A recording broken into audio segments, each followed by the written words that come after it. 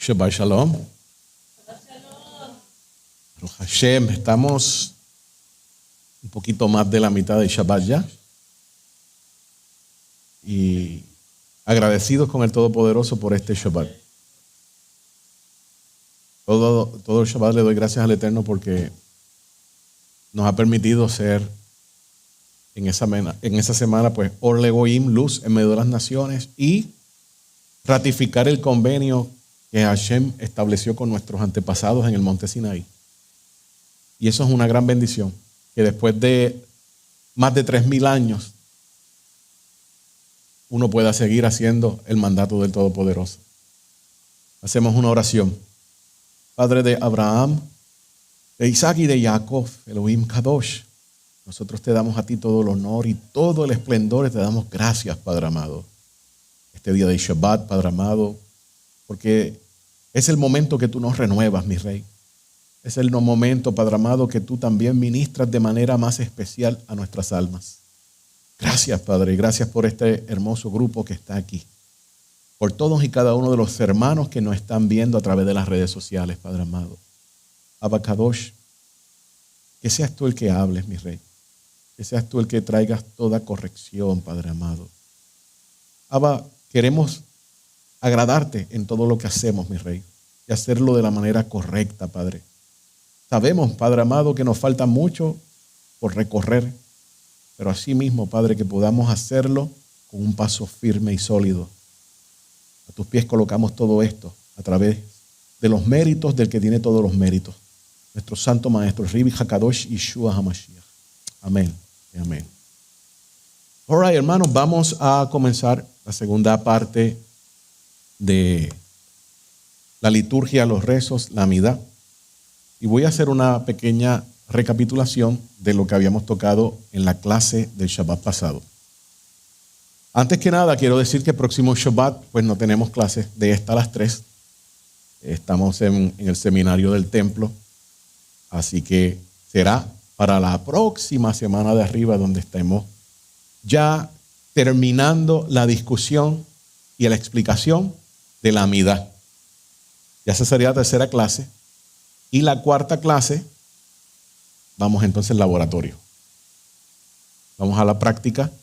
Y como es laboratorio, pues es haciendo pausas, yo preguntando, ustedes también. Y entendiendo mejor, pero trabajando en ello, en lo que estamos haciendo. No es simplemente vamos a hacer las oraciones y por ahí arrancamos, no. Es a modo de enseñanza y de parar y por qué y dime y que no entiendo. Sabemos que en diferentes materias está la parte teórica y cuando uno va a lo que es práctico, quizás en la teórica un estudiante puede hacer tremendo y estar en A+, pero cuando vamos a la práctica pues diferente. Pues en eso nos queremos enfocar en ese momento, pero ya sería con el favor de Hashem para la cuarta clase. Recapitulando,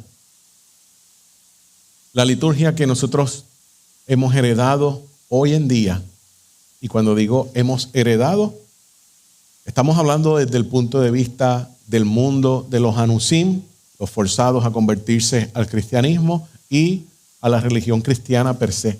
La liturgia que se hace, pues obviamente viene directamente de la Iglesia Católica, modificada, pero sigue siendo de Roma. Por eso le coloqué ahí que no es kasher. Kasher es lo mismo que kosher, que no es aprobado. No viene de Israel, viene de Roma. Y si nosotros estamos saliendo de Roma, y ya habíamos repasado Hechos 3:21, que significa que antes que venga Mashiach, todo se tiene que restaurar. Había hecho la pregunta, ¿dónde quieren la restauración? A mitad de camino, al principio, queremos hacerla completa. Esas son preguntas honestas y usted debe responderse también honestamente. Si usted quiere hacer todo lo que es cruzar al otro lado, lo que es ser hebreo, pues tenemos que saber que en el camino hay cosas que nos van a doler, pero estamos explicándolas, estamos tratando de dar entendimiento para que usted sepa hacia dónde nosotros nos dirigimos. nunca podemos olvidar las palabras de nuestro Santo Maestro Yeshua, que las voy a cubrir al final. Su estilo, su forma de enseñanza, todo eso responde al judaísmo del segundo templo y específicamente al corte fariseo. No era creando una nueva religión ni nada por el estilo. Ese es el cuento que nos vendieron en el camino. No se trata de eso. Él no rompió con algo fuera de lo que se vivía en ese tiempo, dentro del mundo de lo que se conocía en aquel momento como las sectas del segundo templo, pero la palabra secta en aquel momento no tenía la connotación que tiene hoy en día, que se ve como algo raro, algo extraño, algo que lo miramos con sospecha. En ese tiempo no. Ese es el tiempo del sectarismo, un fenómeno que se dio. Y ahí es donde nosotros tenemos que enmarcar a nuestro Rabbi Yeshua, a sus primeros estudiantes y a todos esos miles de seguidores de ese primer siglo. Históricamente nosotros conocemos que no hay tal cosa en esas primeras décadas de un cristianismo primitivo, porque el cristianismo no existe. Y esto es historia. Entonces, si no existe cristianismo, pues no podemos estar pensando de que nos vamos a quedar ahí metidos. Es imposible pasar directamente del estrés, de la preocupación, a meterse a hablar con el Creador. Eso es imposible, por eso nosotros tenemos que ir preparando el ambiente. Y eso en cualquier relación que usted tenga, un hombre con una mujer y viceversa, según como hables, con el tono que tú te aproximes a la persona, así va a ser la respuesta, ¿cierto? Con Hashem es igual. Nosotros vamos donde Hashem con una intención, específicamente en Shabbat, donde no hay unas peticiones, sino es a buscar la manera de agradar a Hashem, lo que Él está esperando de nosotros para ese día. Y por eso nos estamos educando. Maimónides, que fue un rabino medieval español, escribe que por cuanto la plegaria requiere de concentración mental, uno debe sentarse un rato antes de comenzar a rezar, a los efectos de enfocar su mente, y luego como se debe rezar con tono suave, suplicante, no considerar el servicio como una carga que uno debe estar soportando ni nada, sino algo que tú vas a disfrutar. Eso aparece en las leyes de las plegarias 4.16. Y quiero mencionar que el Roé Juan Carlos Suaste, en el programa que tiene del Blueprint de la Torá, junto con el Moré Javes Figueroa, ellos habían cubierto esta parte hace como un año atrás aproximadamente, de las leyes de los rezos. Ese programa está grabado, usted lo puede buscar, y ellos van a ir con detalles, cubriendo lo que habló Maimónides. Y es importante, porque ahí te vas a enterar de muchos detalles que muchas veces nosotros pues desconocemos, y él va repasando punto por punto. Entonces, vuelvo a repasar. ¿Qué hacemos en Shabbat? Shabbat, que viene de la palabra un mikra kodesh, una santa convocación. Proviene de sentarse. La palabra es detén la marcha, detén la melajá, detén el trabajo. Melajá es labor en hebreo. Detente en Shabbat. Siéntate. ¿Para qué? Para que escuches a Hashem. Necesitas escuchar al Rey. Podemos estudiar toda la semana, pero el día sábado es de Hashem para escucharlo a Él. Y la manera de poder escucharlo es simple. Simple, no hay que entrar en discusión. Simplemente leer la parashá completamente. La lees y ahí Hashem está hablando. Ese es el Rey. Y Él va a dar el entendimiento en ese momento. Vaikra o Levítico 23:3, cuando habla sobre el Shabbat, lo hace utilizando el verbo leshevet, tehilá lemikra kodesh. Será un día de santa convocación. Y ya habíamos mencionado que mikra viene del verbo likro, que es leer. Mikra, esa reunión pública, asamblea, lectura pública. No es nada complicado. Escuchar al Rey en su día. Quizás uno se imagina, no, en Shabbat tenemos que hacer esto y brincar y chijishijá, como dicen allá en la isla, pero no, simple, escuchar al Rey. Por eso la importancia también de cuando uno tiene el Sefer Torah. Representa al Rey ensayamos cómo ir hacia el rey y llega el momento que ahora nos toca escuchar al rey dentro de todo ese servicio. Seguimos en la recapitulación. El rezo está altamente estructurado en los sacrificios del Santo Templo y en tiempos prefijados. Como los mismos sacrificios se llevaban a cabo en un orden perfecto, sincronizado todo, sin margen de error. Asimismo es la oración que nosotros hacemos delante del Eterno. Recuerde que es una oración en comunidad. La oración de la amidad la estamos haciendo en comunidad. Y ahí todos nos unimos como una sola unidad, como un solo cuerpo. Y vamos delante de Boreolam, del Creador del universo, con un protocolo, unas palabras de la realeza. Cosa que desgraciadamente, como ya hemos estudiado, pues en el otro campamento no se utiliza. Allá pues se le llama al Creador como mi amigo, mi pana, y mi five o high five. No hay un respeto real porque estamos hablando con el Rey del universo.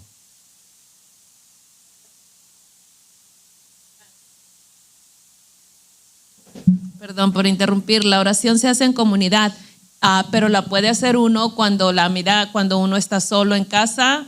Claro. Sin que claro, tenga alrededor. Claro, la podemos hacer y la hacemos. Más que nada, ahí nos está enseñando la estructura y el formato que tiene la amidad para que uno convierta esas palabras de uno, las haga de uno. Ahora mismo son del Sidur. El fin de esto es hacer este Sidur de nosotros. ¿Cómo lo hacemos? Obviamente hay que conocerlo y hay que internalizarlo. Y una vez eso esté aquí, sigues el mismo orden, pero también con tus propias palabras. Esa es la oración personal. Ahora, cuando nos juntamos todos como un solo pueblo, pues lo hacemos con ese orden protocolar. ¿Por qué? Estamos hablando solamente de Shabbat, porque es el día de Hashem. Y practicamos a la vez cuando venga Mashiach. Muchas veces, y esto lo ha mencionado nuestro maestro Rico, cuando venga Mashiach, ¿qué hacemos? ¿Qué le decimos? ¿Cómo actuamos? ¿Nos tiramos en el piso? ¿Qué sale por nuestros labios? Todo eso está aquí en la liturgia. Obviamente, con el Sefer Torah de frente. Muchas veces no se conecta que esa es la representación de Mashiach y esa es la forma que Hashem tiene para que el pueblo se prepare para cuando el rey aparezca. Cuando se lee los escritos nazarenos que diga en Mateo 24, sean juntados todos desde los 4 puntos de la tierra y van a ver entonces al Hijo del Hombre, etcétera, no se conecta y cómo lo vamos a ver y cómo vamos a responder.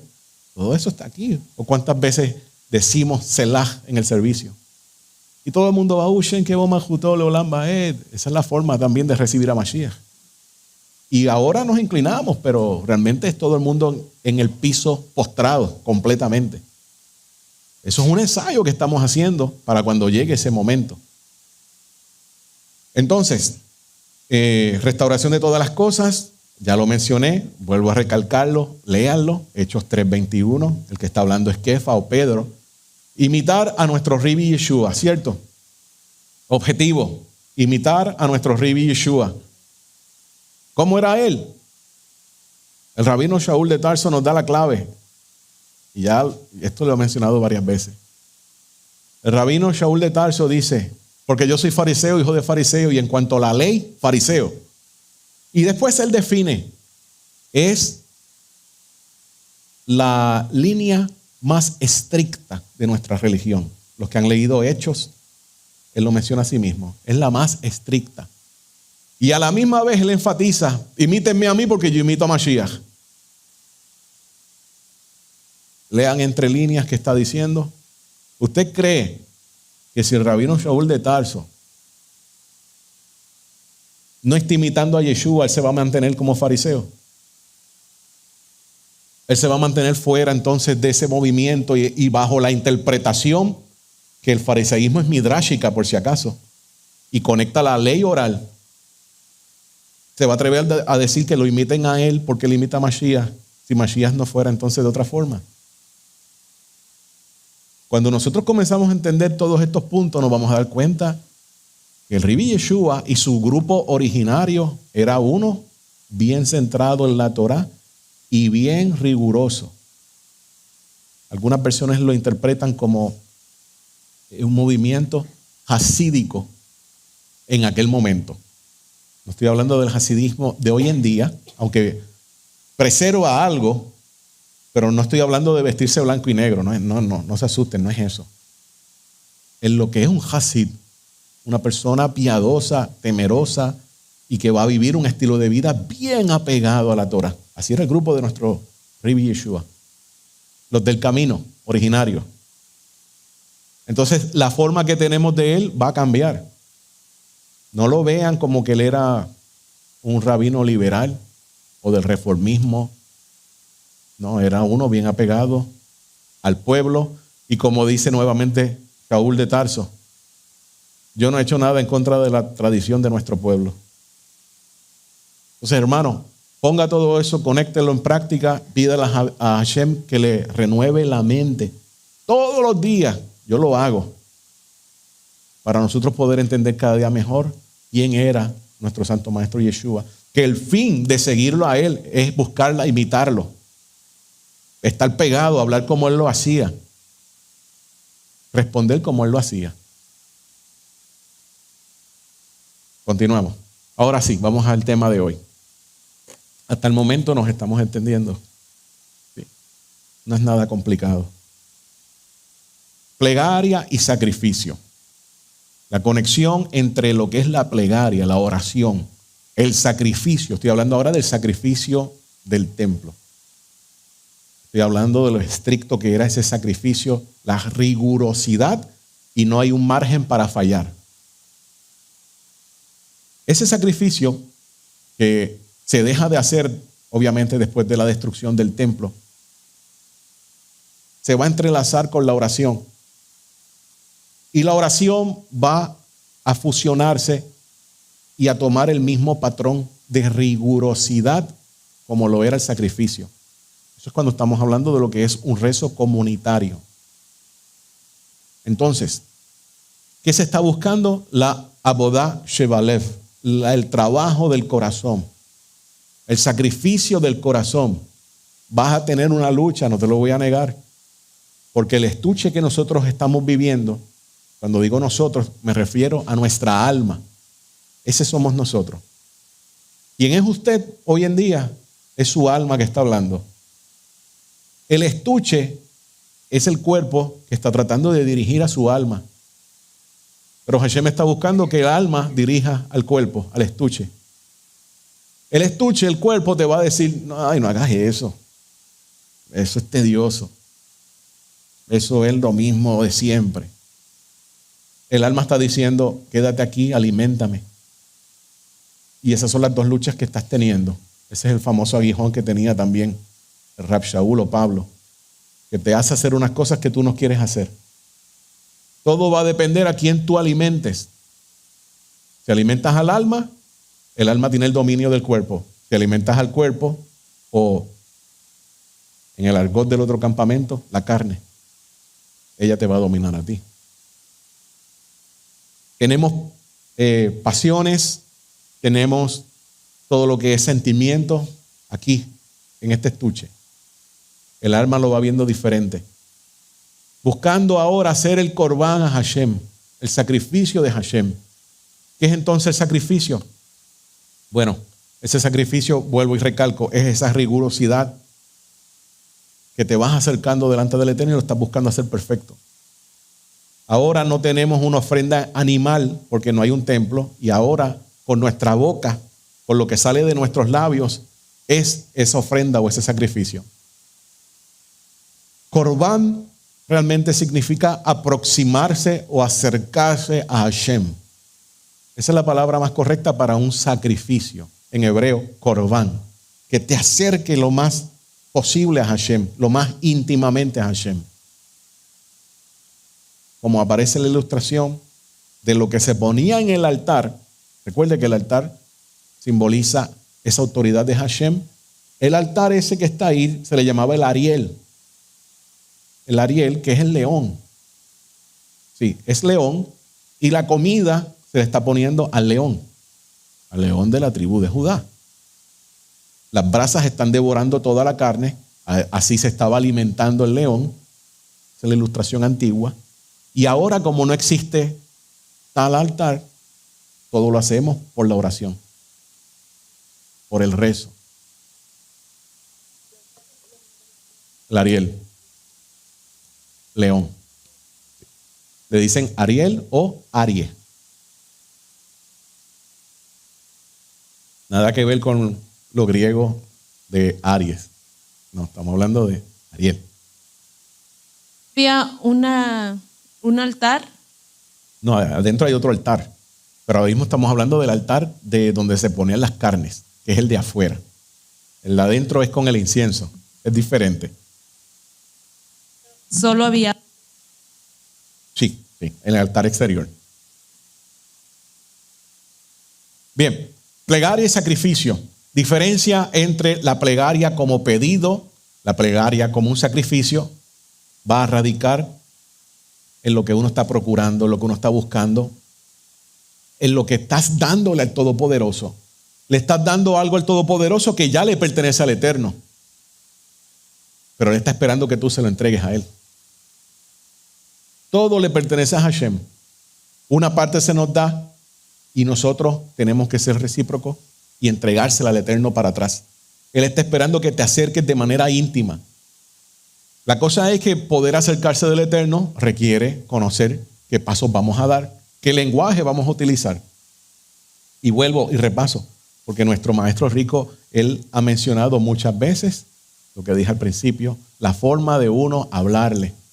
Y utiliza mucho el ejemplo con la esposa, en el caso de los varones. Si usted le habla de cierto tono, Baruch Hashem, obtienes todo o casi todo.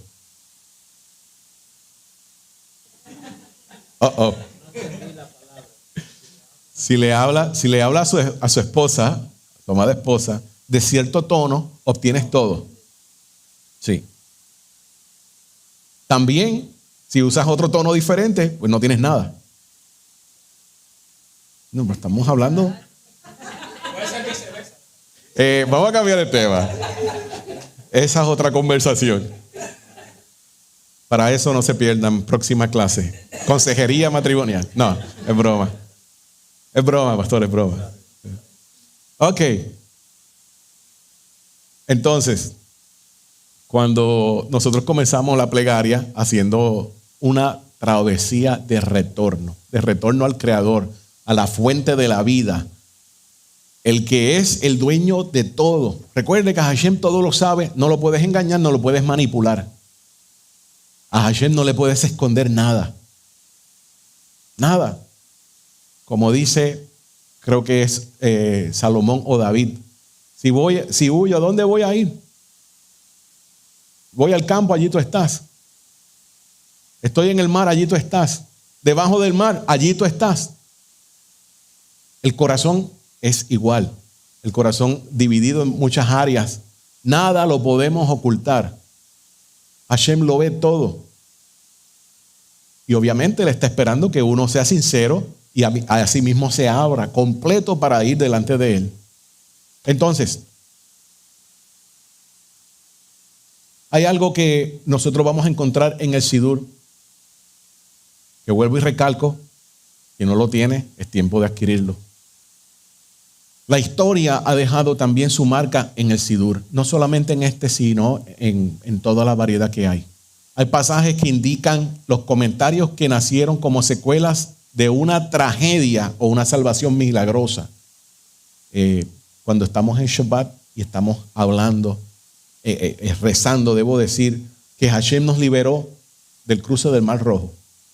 ¿Qué nosotros hacemos? Cantamos como Hashem nos liberó de ese cruce.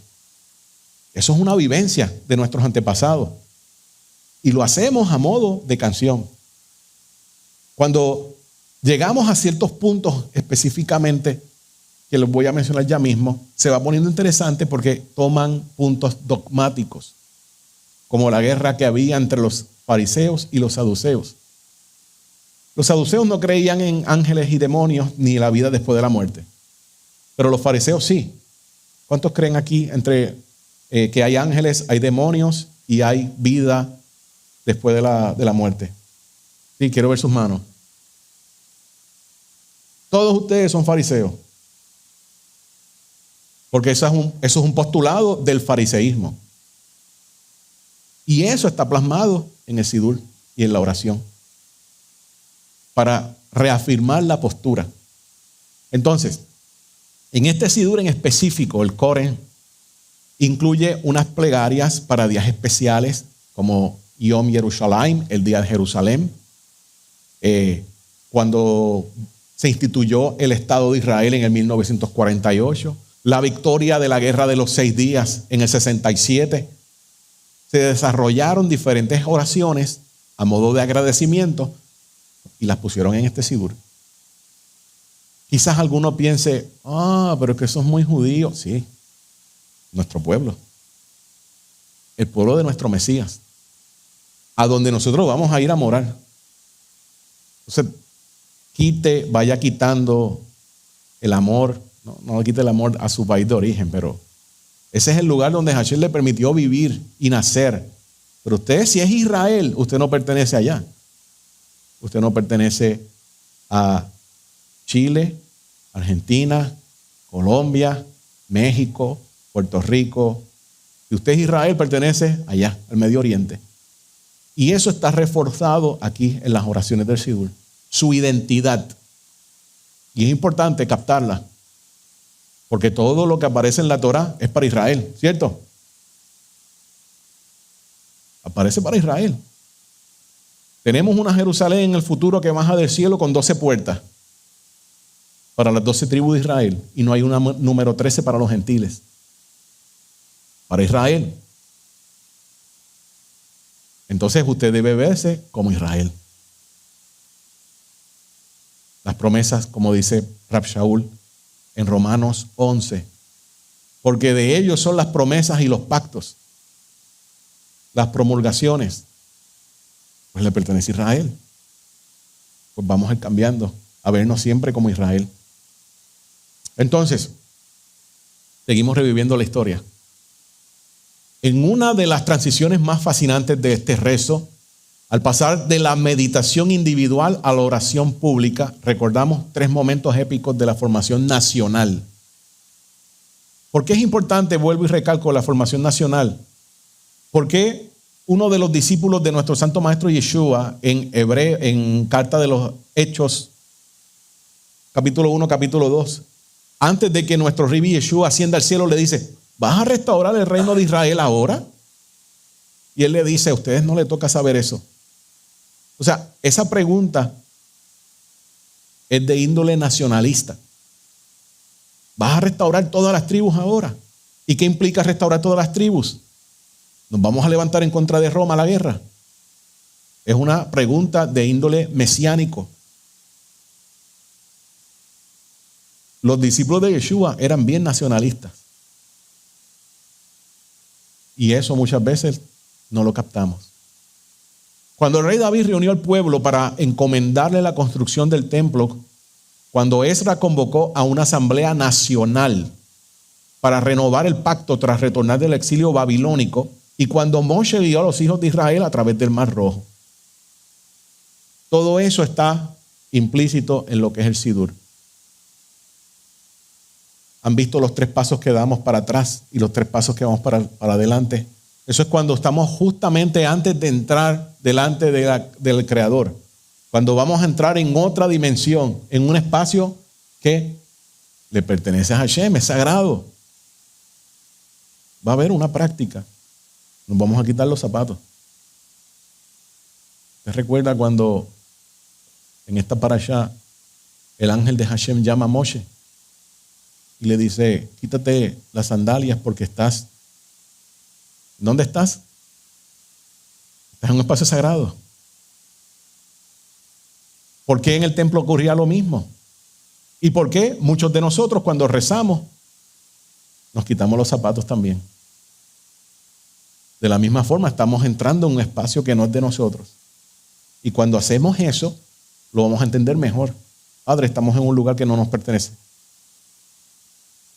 El concepto lo llevamos a una práctica en el momento.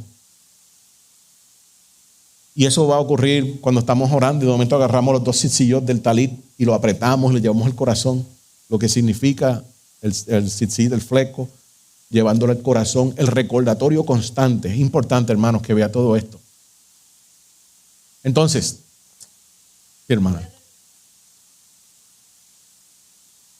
lo voy a cubrir un poco más adelante. Sí. El Sidur es también el libro de la fe de Israel. Aquí. Estudiosos del tema, al notar que posee poca teología sistemática, han llegado a veces a concluir que se trata de una religión de acciones y no de credos, actos y no de creencias en múltiples puntos. Había hablado que la estructura era necesaria. ¿Recuerdan eso la clase pasada? La estructura es necesaria. Esdras vio la necesidad que tenía el pueblo, que habían perdido el lenguaje, se estaban asimilando. Puso una estructura a la creencia que existía y al colocar la estructura, ¿qué nació? La religión. Hoy en día estamos regresando de todas las naciones. Tenemos el mismo problema que Esdras confrontó. Tenemos asimilación. Tenemos muchas personas de ascendencia judía que se casaron con personas que no tienen la misma ascendencia. Tenemos el lenguaje del hebreo que se perdió. Todo eso está ahí. El mismo problema que vivió Esdras. ¿Cómo Esdras lo manejó? Vamos a poner esta estructura. Es necesario llevarlo del nivel A al B, del B al C, y así sucesivamente, para que puedas llevarlos uniformes. Si no hay estructura que te da orden, va a haber un desorden. Y la gente va a querer saltar la verja, la gente va a decir, no, yo no respeto aquella autoridad, no, yo creo que esto, no, yo opino así. No, hay una estructura a seguir. Fue la misma estructura que siguió nuestro santo maestro Yeshua y ese primer siglo de evolución. Luego Roma cambió todas las cosas. Entonces, las plegarias han sido moldeadas en respuesta a controversias teológicas. La declaración inicial tras el recitado del Barjú, ¿recuerdan? En el rezo de la mañana, cuando uno dice, bendigamos al Eterno. Ese es el Barjú. Barjú de Adonai Mevorach. Bendigamos al Eterno. Cuando uno declara eso, por la mañana específicamente, que está diciendo que forma la luz, que crea la oscuridad, que hace la paz, crea todo, es una protesta al dualismo que existía en el primer siglo. Estaba con los gnósticos, tenía también el cristianismo supuestamente emergiendo, pero realmente no había tal cosa del cristianismo, pero obviamente esto lo extraje del Koren Sholem y ellos ven y citan a Pablo, increíblemente en esta introducción, pero lo citan de una manera despectiva. Entonces, hay mucho que nosotros tenemos que entender con el nacionalismo, con la identidad judía, con quiénes somos cuando nosotros vamos delante del Todopoderoso. Voy saltando algo aquí. Tenemos, por ejemplo, esto es para la semana, 2 semanas al frente, el Ashir al Adonai, el canto que le hicieron a Adonai cuando cruzaron el mar completamente y se dieron cuenta cómo habían muerto todos los enemigos del rey. Y entonces todos se levantaron a cantarle a Hashem. Tenemos el Pesuqué de Simra, que son los versículos de alabanza que vas preparando para enamorar al rey. Lo hablamos la semana pasada. Esos son unos versos en específico, el Salmo 145 al Salmo 150. Estás preparando el camino del Todopoderoso. Quiero llegar acá. Cuando enamoramos al rey, cuando proclamamos nuestra fidelidad con el Shema Israel, hemos preparado el camino de venir delante de su trono. Ya pasamos del 145 al 150. Y eso por lo menos se va cantando. Eso se vive, el salmo se vive. El salmo realmente no es para ser recitado, es para ser entonado y para vivirlo. Y mientras tú lo vas viviendo, algo dentro de ti va cambiando. vas caminando y moviéndote por esa autopista del universo, conectándote con el Creador. Pero tienes que creerlo, tienes que vivirlo con Kavaná, que fue el término que hablamos la semana pasada, con intención real del corazón de que algo va a ocurrir. Piénsalo. Estoy en el día del Eterno. Le voy a hablar al Rey del universo. Tengo el lenguaje correcto. ¿Qué necesito? La intención correcta. Necesito esa intención correcta para que Hashem realmente me dé acceso delante de su presencia, que es cuando vamos a comenzar la mida, y es cuando nos retiramos 3 pasos hacia atrás y le pedimos permiso. Por favor, ¿nos dejas entrar allá? Estamos pidiendo un permiso. Si lo hicimos bien con esos salmos de preparación, Pesuqué son los capítulos, Hashem nos va a dar acceso. Pero tenemos que hacerlo bien. El que de ustedes cuando comienza a hacerlo va a ser normal y diga, no siento nada. Porque la parte del estuche acá va a decir eso, no está sintiendo nada. Vuelva a empezar nuevamente y póngale más intención y más concentración. Y ahí usted va a notar una diferencia. Obviamente debe hacerlo en español, porque todavía en el hebreo, pues, va a tomar tiempo. Pero es importante que usted se concentre. Hemos recorrido esa gran autopista del universo. Ahora Boreolam, creador del universo, nos ha otorgado el acceso a su trono. Y en ese momento que hemos culminado un viaje recordando y cantando cuanto nuestros antepasados cruzaron el Mar Rojo, es ahora que le vamos a pedir ese permiso de ir delante de Él para susurrarle al oído. Cuando llegue ese momento sumamente impresionante, porque lo sentimos, lloramos ya por el camino, porque hay unos salmos que te tocan tantos que te van a quebrantar. Te estás recuperando y ahí llega el momento del acceso. Pero tenemos que hacer un alto. ¿A dónde vamos a entrar? A un espacio sagrado, ¿cierto?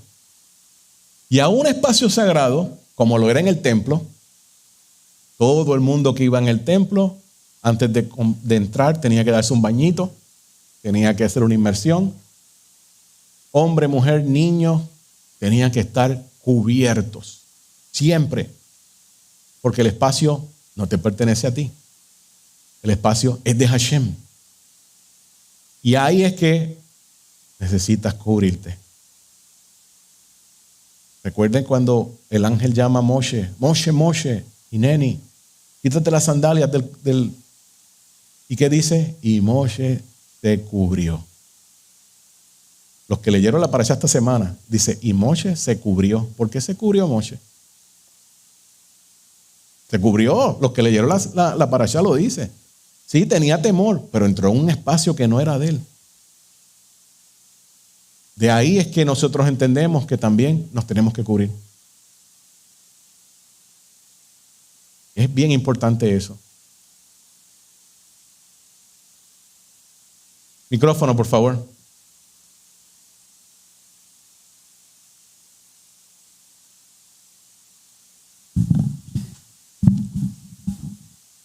También más adelante, cuando están en el monte, que Moshe está arriba, que lo esconde entre las piedras para que no vea la presencia, lo está cubriendo. Cuando lo escondió en una grieta. Se cubrió. Que Moshe se cubrió como tal. Obviamente sí, él se está tapando todo. Y hay otra implicación también cuando él bajó del monte, que venía resplandeciendo y también él se colocaba algo. Pero estamos hablando de que usted vaya entendiendo. Queremos hacerlo, amén. Queremos restaurar todo, o queremos que el Eterno nos restaure todo, amén. Tenemos que conocer todas estas cosas. Es importante, como le dije, conocer y aplicar. Conocer y aplicar siempre buscar la aplicación, pastor. Hicieron una pregunta aquí también sobre por qué se cubre la cabeza. También hay otro... De eso se trata. Primeramente, la cabeza le pertenece a Hashem, ¿cierto? Uh-huh. Y los pensamientos también. en esa forma pues se dedica a Hashem cubriéndosela. Hay otras connotaciones también que se salieron modernamente. Las mujeres casadas pues en ciertos sectores siempre se cubren, siempre. Otras solamente lo hacen cuando van a la liturgia porque conocen que están entrando en un lugar de espacio sagrado. Y esto no solamente le pertenece a Israel. Los musulmanes hacen lo mismo. El Papa. El señor ese también hace lo mismo. Tiene otras connotaciones, pero estamos hablando de lo que le pertenece a Hashem. Muchas veces decimos, como se enfatizaba en el otro campamento, no, ahora tú eres el templo. Ok, si tú eres el templo, pues vamos a cubrirte, porque el templo siempre está cubierto. Todo lo que era del templo tenía una cobertura, tenía coberturas. Pues ahora nosotros tenemos que hacer lo mismo también. Habiendo dicho eso, ¿qué estructura nosotros encontramos en la oración de la Amidá? La oración estando puesto en pie. Proviene del hecho de que todo israelita pronuncia esta oración de pie, con los pies juntos, para imitar a los ángeles de la visión de Ezequiel. ¿Recuerda la visión de Ezequiel? Y estaban tan y tan juntos y decían, Kadosh, Kadosh, Kadosh, santo, santo, santo. Por eso entonces en la Amidá de ahí se adopta estar con los pies bien juntitos, porque se está buscando imitar a un ángel en esa visión que tuvo Ezequiel. Entonces, las primeras 3 bendiciones que vamos a conseguir o vamos a encontrar se conocen como Shebach, que es alabar. Funciona para inspirar a la persona a invocar la misericordia de Adonai. Entraste en el espacio sagrado, estás en un lugar que no te pertenece, ahora estás pidiendo misericordia. Luego tienes 13 bendiciones que se le llaman Bakashá, solicitud, con 6 personales, 6 comunales y la final que agradeces a Hashem por aceptar las oraciones. Las últimas 3 son bendiciones que se le conocen como Hoda'ah, que es gratitud, dando gracias a Hashem por la oportunidad de servirle. Ahí está la estructura de la Amidá, que va a ser también la misma estructura como habló nuestro maestro del Padre Nuestro. Luego de haber removido nosotros del espacio terrenal, con los 3 pasos hacia atrás, vamos los 3 pasos hacia el frente, que le pertenece al Todopoderoso. Ahí vamos a proclamar con nuestra boca, Adonai, abre mis labios para que mi boca pronuncie tu alabanza. Eso sale del Salmo 51, el verso 17. O sea que usted le está entonando a Hashem con salmos. Es importante, porque son cosas que están escritas ya dentro de la Torá. Son pasajes de la Torá, de los salmos, de los escritos. ¿Se están dando cuenta lo importante que es esto? No es simplemente que como ahora somos Israel tenemos que hacerlo porque eso se nos dio. Es entender de que esto está saliendo de la misma Tanaj. De ahí está saliendo todo. Y eso cuando, como le dije, cuando lo haces tuyo, suena muy diferente. Adonai, abre mis labios para que mi boca proclame tu alabanza. O cuando entonces ya lo sabes con concentración y se lo cantas.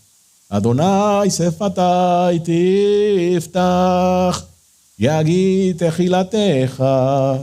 Y comienzas a decirlo por 3 veces. Y cada vez que lo dices, le cambias un poco de la tonada. Pero te está saliendo del corazón. Así estás iniciando ese acercamiento con el Todopoderoso.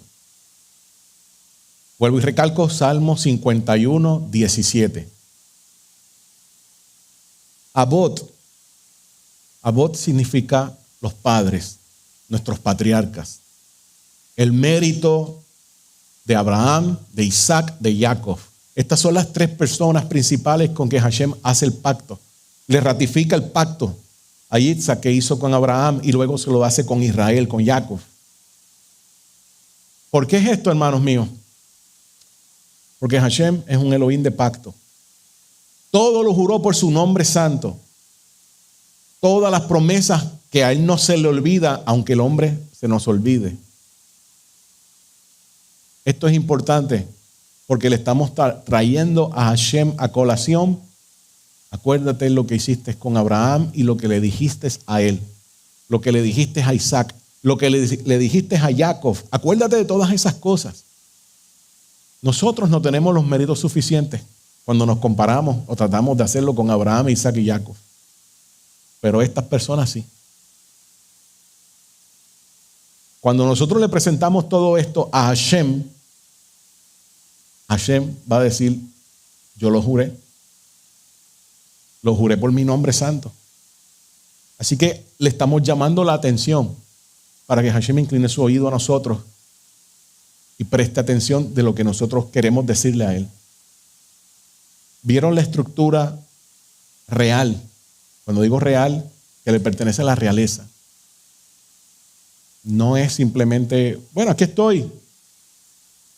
Y sacamos la listita de pedidos.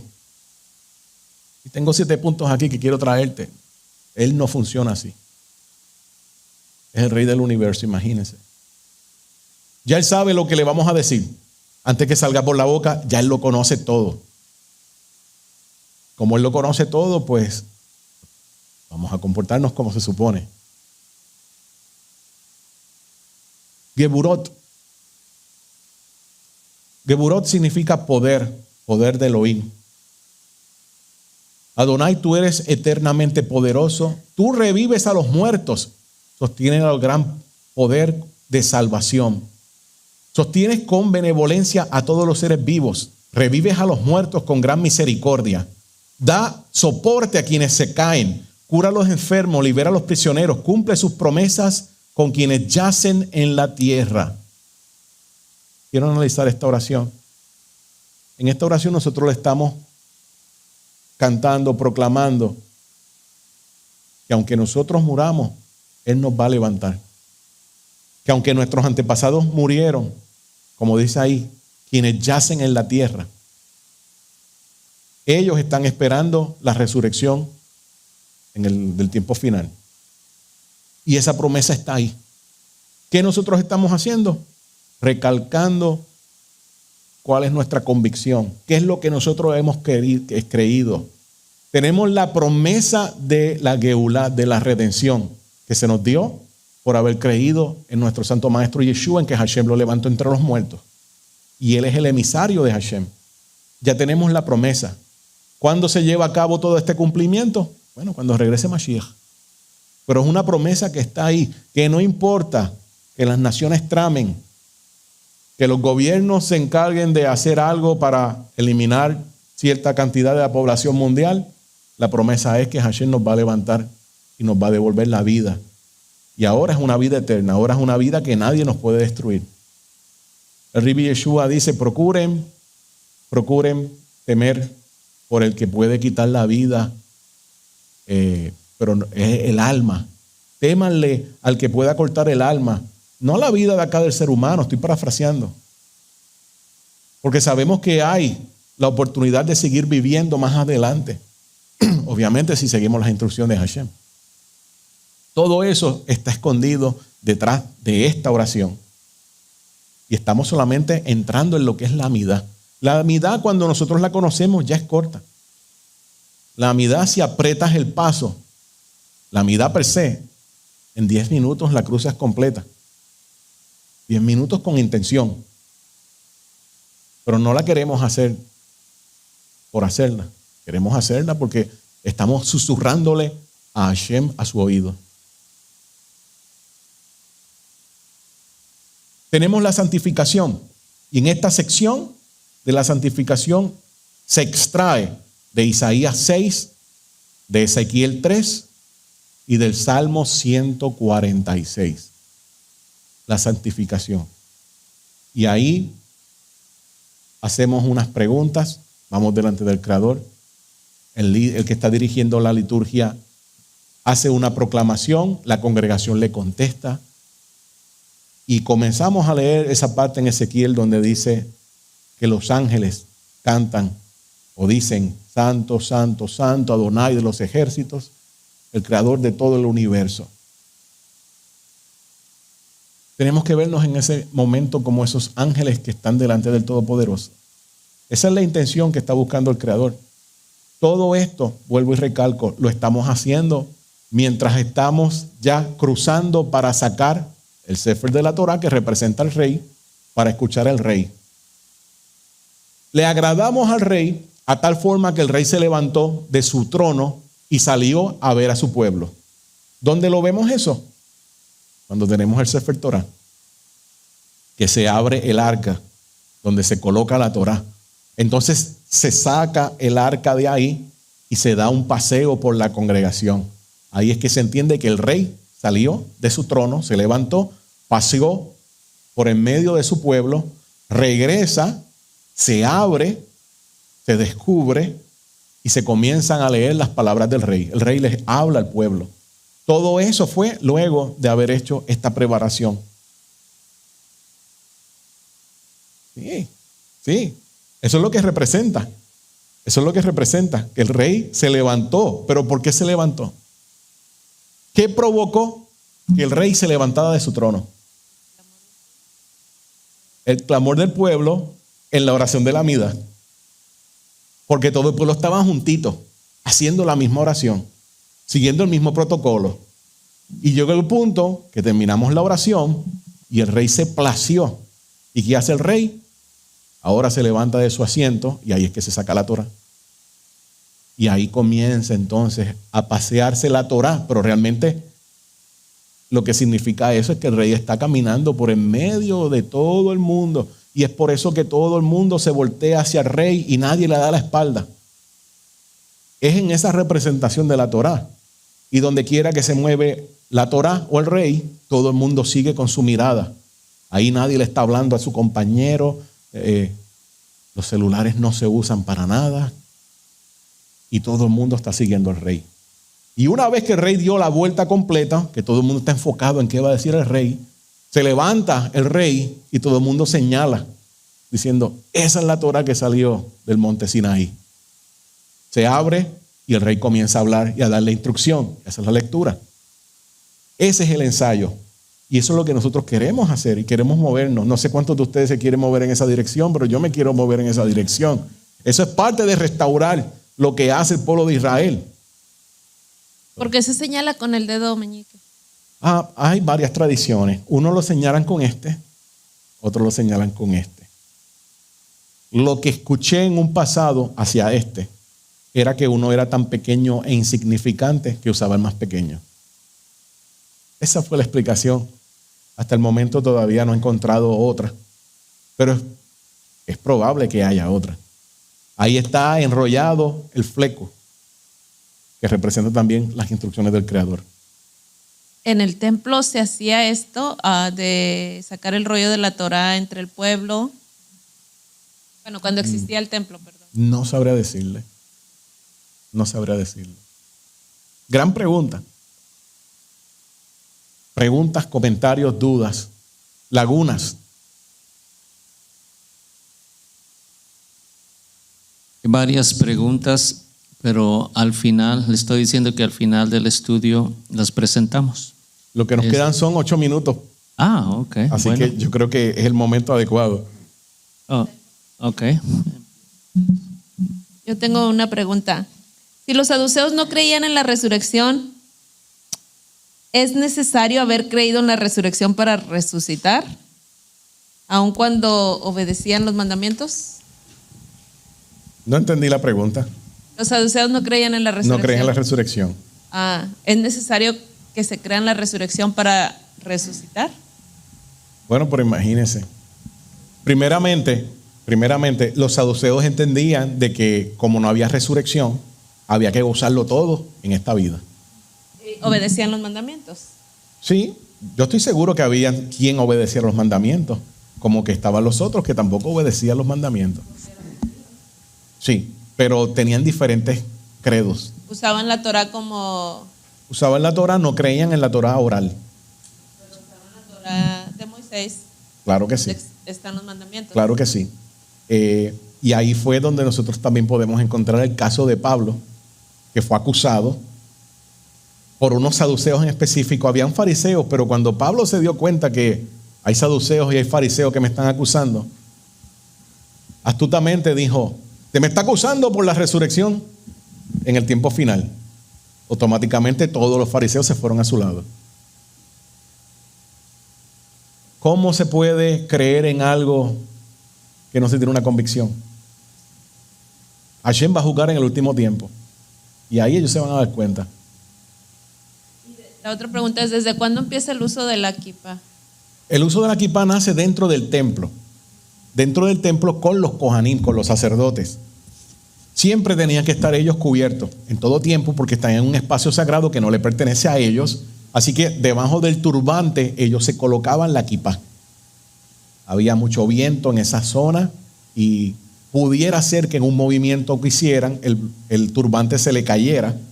Y si se le caía y no tenían nada, eso era, quedaban descubiertos y eso era penado. Pero aquí estamos hablando de los sacerdotes. Los o kohanim. levitas. Correcto. Pero el pueblo que iba al templo, ¿ellos usaban también? Bueno, tenían El que templo cubrirse. existía. Tenían que cubrirse. No se sabe si era con una kippah. Yo me imagino que habían turbantes en ese momento. Pero por lo menos el uso de la kippah nace dentro del templo con los kohanim. Y para eso estamos hablando que va a ser en el segundo templo. Porque no tenemos evidencia del primer templo.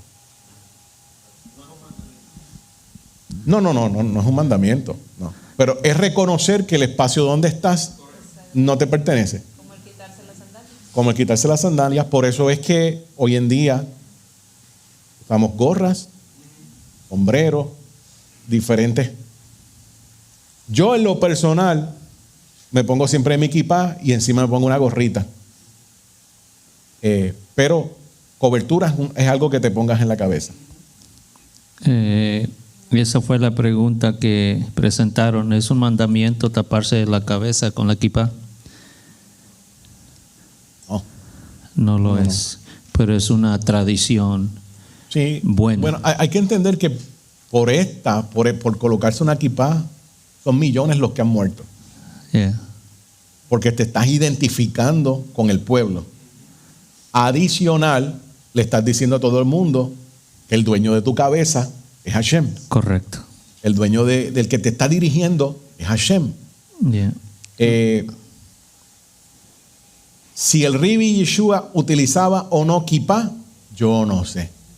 Pero sí, yo estoy seguro que como fariseo se cubría la cabeza.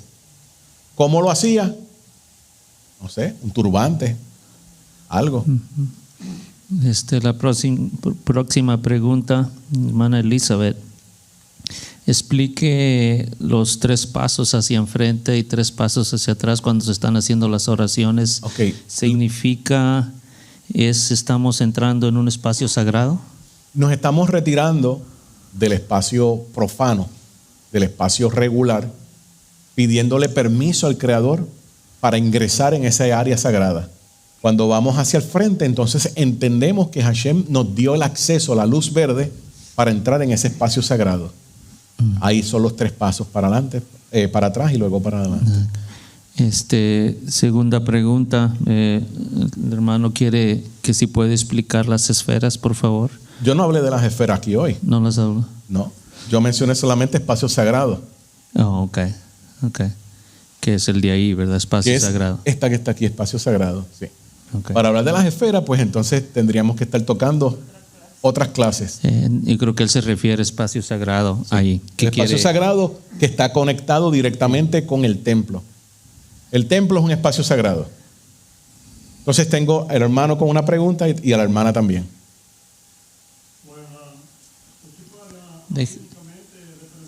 Déjeme el micrófono. Paso el micrófono, por favor. Ese está un poco fuerte, bro. Es que usamos el micrófono porque hay gente que está en línea y quieren escuchar también la pregunta. Sí. Hermano, shalom, adelante. Bueno, Shabbat Shalom. Rabinicamente, o kippah representa que a mano do Eterno está sobre sua vida. Não que muitos hacen uma pergunta se é um mandamento. Não é um mandamento. Pero o talit, sim, é um mandamento. Pero todas as vezes que miraram uma pessoa como um hebreu, como um judío, como um messiânico, Se estiver de equipar, isso significa que a mano do Eterno está sobre sua cabeça, sobre tu vida. Amén. Amén. Oh, sí. Baruch Hashem. Sí, adelante. Shabbat Shalom. Shabbat Shalom. Mi entendimiento, según el libro de Levítico, dice que el Kohaní o los levitas sí se cubrían y era un mandamiento el cubrirse Para la ellos, cabeza, sí. para Sí, ellos. claro. Pensando yo, ¿verdad? ¿Cómo se llama cuando decimos tenían en liderazgo y enseñando al pueblo? Y por Modelando. eso el pueblo repetía lo que ellos hacían porque ellos eran un modelo, un ejemplo. Claro, claro. Y es bien importante de que hoy en día pues todos sabemos que no tenemos templo. ¿Cierto? No hay un templo. ¿Cómo nosotros practicamos para cuando llegue el momento que esté el templo? ¿Cómo lo hacemos? Tenemos que entonces en las congregaciones adoptar ciertas medidas a manera de aprendizaje, de adiestramiento, para cuando llegue el momento que diga, hay templo. Imagínense que de momento anuncien el templo será reconstruido en 6 meses. 6 meses. Y tenemos casi 280 mandamientos que tienen que ver con el templo. Casi. ¿Usted cree que en 6 meses podemos estudiar y dominar toda esa cantidad de mandamientos? Honestamente, ¿ustedes creen que lo podemos dominar? No. No. No podemos, va a ser una supercarga. Y cuando lleguemos allá, porque es un mandamiento de que ahora todos los varones tienen que subir allá, ¿qué vamos a hacer? Bien. Ahí es que uno debe comenzar desde ahora. Vamos a estudiarnos, vamos a prepararlo y vamos a ver cómo se aplica. Obviamente haciendo la diferencia de que no es el templo, tenemos cierta libertad de relajarnos, pero tenemos que ir practicándolo. ¿Me hago explicar? Sí. Entonces, hermana, voy pastor. Shabbat Shalom. Shabbat Shalom. Mi pregunta es sobre los tzitzit. Yo he visto que cuando pasean la Torá también ponen los tzitzit y los besan. Esa es una pregunta. Y mi siguiente pregunta sería si las mujeres también pueden usar un tzitzit. Ok. El tzitzit o de fleco proviene de una distinción de los pueblos del antiguo Medio Oriente para la élite, para la realeza, para personas que eran militares destacados. Y habían diferentes formas de flecos o borlas. Colocaban en los puntas de los mantos, se colocaban en el área de los hombros, en los cuellos. Y eso era algo reconocido de que esa persona pertenece a la realeza o a la élite de una nación en particular. Ahora el pueblo de Israel sale y va a ser, cuando se formaliza como pueblo, que Hashem le dice, habla a los Bnei Israel para que se coloquen los flecos a modo de distinción, pero también a modo de un recordatorio. ¿Qué ocurre? Durante la Torá nosotros vamos a ver 2 términos, Bnei Israel y Kol Da'at Bnei Israel. Bnei Israel se establece como hijos de Israel, pero se siente el precedente hace como 3 parashot atrás, cuando llegaron los 10 hermanos de José a comprar comida a Egipto. Ahí es donde por primera vez cita la Torá. Llegaron los Bnei Israel. No hay registro de que antes se haya dicho hijos de Israel. Se han dicho hijos de Jacob. Pero Bnei Israel se le atribuye a esos 10 hermanos que han llegado a comprar las provisiones. Luego, a través de la Tanaj, de la Torá específicamente, vamos a encontrar el término Kol Da'at Bnei Israel, que significa toda la comunidad de Israel, versus Bnei Israel, que son los varones de Israel. El mandamiento es para el varón. El mandamiento es para el varón, y cuando ve el Sefer Torah, como respeto, porque esto, bueno, si están por dentro, representa que tú eres parte de ese reino del Todopoderoso, y con esa distinción saluda lo que representa a Hashem. Hay personas que le dan un beso en varones. La costumbre es con las damas que agarren un sidur y toquen la Torá. Pero eso tiene que ver ya con el ámbito de la pureza y la impureza, ritual. Y eso se conecta también con algo que ocurría pues, en el templo. Cuando las mujeres llegaban a la nidá, al estado de ciclo menstrual, pues no subían a la sinagoga porque ritualmente estaba impura. Y como el templo es una casa de pureza, pues ella se abstenía por el tiempo que durara la menstruación. Entonces, en la sinagoga, en la congregación, para que no se delate que ella está en nidá o no está en nidá, pues simplemente se adopta y que ella pueda tocar ese Sefer Torah con el sidur. Pero sale de lo que se pasaba en el templo como tal. Pastor. Quieren que muestre el sidur que tiene ahí. Alguna gente no lo tiene y ese es el que estamos usando. Nosotros estamos usando aquí, No sé si pueda precisamente, la cámara un año. por favor. Se ha cumplido un año que empezamos a utilizar el Koren Shalem. ¿Okay? Koren Shalem en español. Y así ya ellos quieren ver lo que es lo que estamos usando. La próxima pregunta, hermano, dice que si en la mujer es necesario taparse la cabeza. Siempre. Siempre. Todo el mundo va a entrar en el espacio sagrado. Todo el mundo. No, si nosotros nos vamos por lo que dice hoy en día el judaísmo se lo requiere entonces para la mujer casada. Pero cuando hablamos de espacio sagrado, de entrar en esa dimensión con Hashem, entrar a susurrarle a Hashem, estamos entrando en un ámbito que no nos pertenece a nosotros. Entonces, si estamos ensayando para lo que vamos a hacer futuramente en el templo, el santo templo cuando se levante, todo el mundo se cubría. Allí no era casado o no casado, tenías que estar cubierto. Niños pequeños entraban, tenías que estar cubierto. Y vuelvo y recalco, lo vamos a hacer a modo de práctica, de entender lo que está ocurriendo. No vamos a ir simplemente, aquí llegué. Porque a Hashem le dice a los Kohanim, ustedes las vestimentas hasta abajo marcan una diferencia. Están trabajando en mi espacio sagrado. Algo digno de emular.